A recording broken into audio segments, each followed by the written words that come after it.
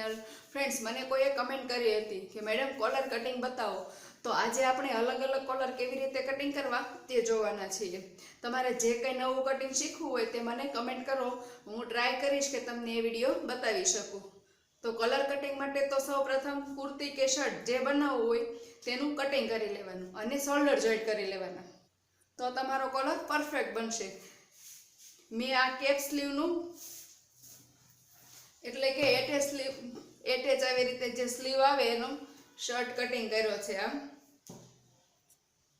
આ ladies shirt છે, જેમાં તમે સ્લીવ કટિંગ કર્યા વિના સ્લીવ બનાવી શકો છો। આનો વિડીયો મેં આગળ આપેલો છે, તમે ઉપર આઈ બટનમાં ક્લિક કરીને જોઈ લેજો।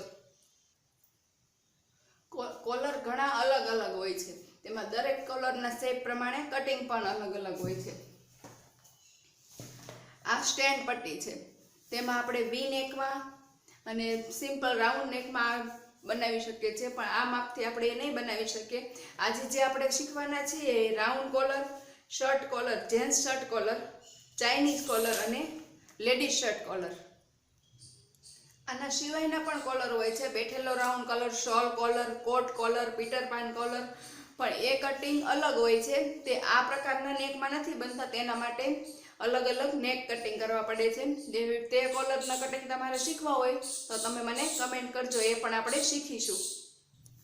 આજે આપણે જે કોલર બનાવવાના છીએ તેનું માપ કેવી રીતે લેવાનું, જે બંને આપણે ગાજ અને બટન પટ્ટી જે બનાવી હોય તે આવી રીતે સામસામે જોઈન્ટ કરી લેવાની, અને આ જે નેકનો ભાગ આવે આટલો જે ભાગ છે આનું આપણે માપ લેવાનું।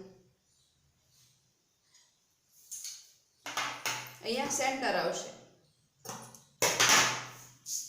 અહીંયા સુધી આવી રીતે માપ લઈ લેવાનું, વ્યવસ્થિત માપ લેવાનું, જેથી કોલર બનાવતી વખતે જ્યારે આમાં જોઈન્ટ કરીએ ત્યારે નાનો મોટો ન થાય। આનું પરફેક્ટ માપ 9.5 આવે છે, અને 5 ઇંચ આપણે સિલાઈનું રાખીશું, એટલે 9 ઇંચનો કોલર બનશે। હવે આપણે આ કેનવાસ પેપરમાં કટિંગ શીખીશું।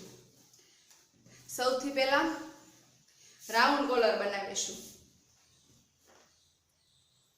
રાઉન્ડ કોલરમાં 3.5 ઇંચનું પહેલા બોક્સ બનાવવાનું, અહીંયાથી આવી રીતે 3.5 ઇંચ લઈ એક માર્કિંગ કરવાનું, અને આપણે 9 ઇંચ માપ હતું તો અહીંયા 1.5 ઇંચ ઓછું લેવાનું છે, 9 છે તો આપણે અહીંયા 7.5 લઈશું,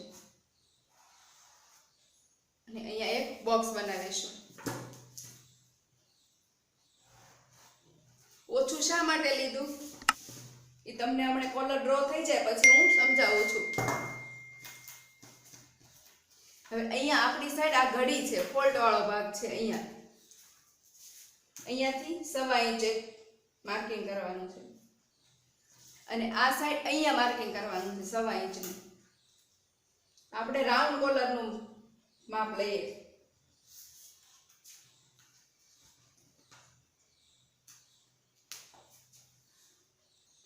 હવે આ બે પોઈન્ટ છે અને આવી રીતે રાઉન્ડમાં જોઈન્ટ કરી દેવાના છે, અને હવે અહીંયા આખામાં બધે 1.25 ઇંચનું એક માર્જિન લઈ પહેલા માર્કિંગ કરી લેવાનું છે, અને પછી અહીંયા બીજો રાઉન્ડ ડ્રો કરી લેવાનો છે।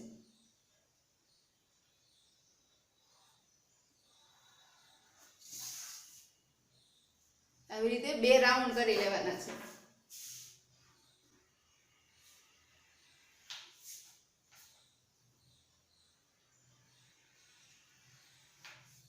આવી રીતે આટલું થઈ ગયા પછી આ ભાગ માપી લેવાનો છે। કોલરનું માપ 9 ઇંચ હતું, તો જ્યાં 9 ઇંચ આવે ત્યાં માર્કિંગ કરી લેવાનું। અહીંયા 9 ઇંચ આવે છે, અહીંયા એક મેં માર્કિંગ કરી લીધું।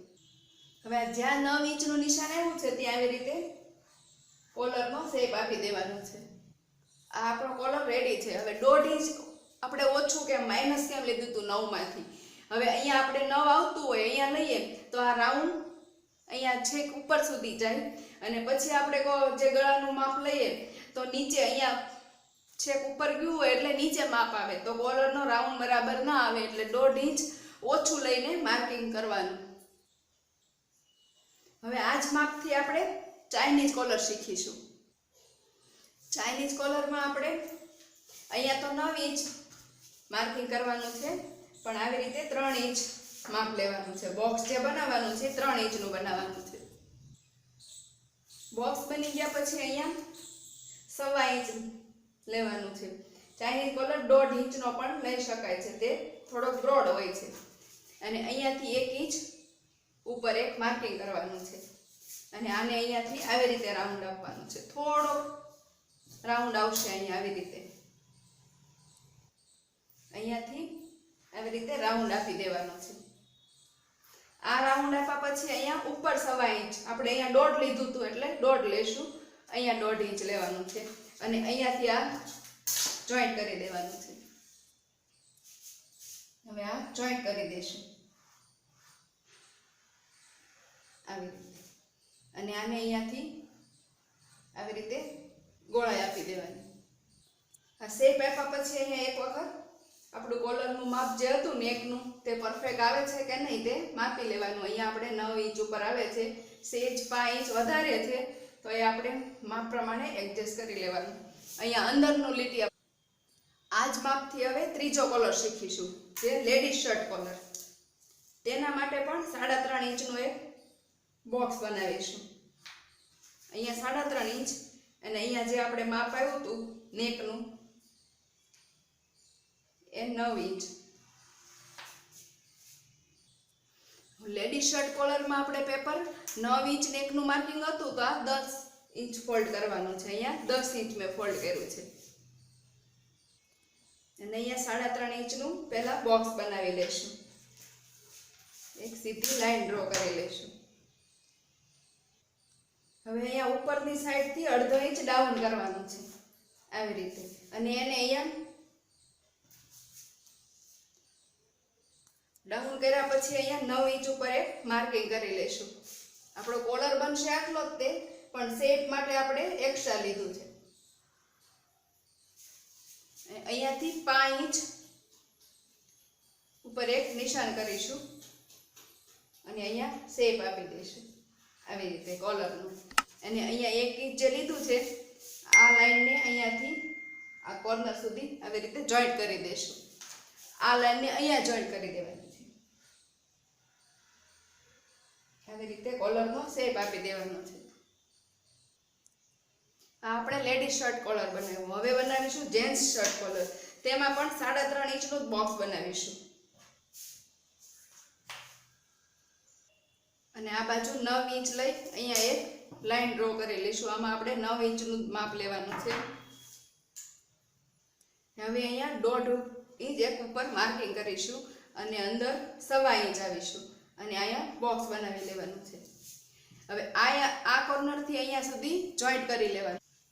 પહેલા અહીંયા આવી રીતે રાઉન્ડ આપવાનો છે, સાવ નોર્મલ ગોળાઈ આપવાની છે અહીંયા.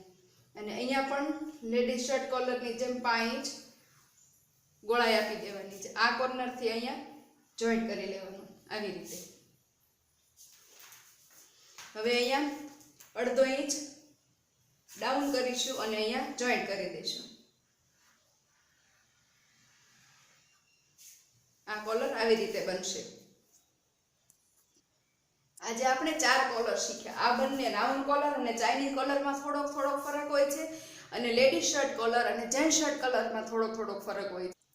હવે આ બધા કોલર કટિંગ કરીને તેનો શેપ કેવો બને છે તે હું તમને બતાવું.